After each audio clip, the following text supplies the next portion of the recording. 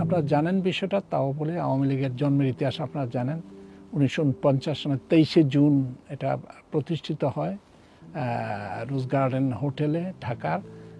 তারও আগে পূর্ব গেছে মুসলিম ছাত্রলীগ প্রতিষ্ঠিত হয় 4 জানুয়ারি 1948।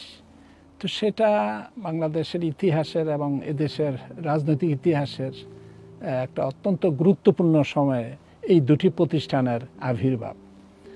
আওয়ামী লীগ আপনারা জানেন যে বঙ্গবন্ধুর নেতৃত্বে ভাষা আন্দোলন হলো, সেটাও আপনারা জানেন, এবং গণতন্ত্রের মানসপুত্র হোসেন শহীদ সোহরাওয়ার্দীর সঙ্গে থেকে তিনি পাকিস্তানে আমলের চেষ্টা করেছিলেন গণতান্ত্রিক শাসন ব্যবস্থার দিকে দেশকে নিয়ে যাওয়া, বিশেষ করে তৎকালীন পূর্ব পাকিস্তানকে।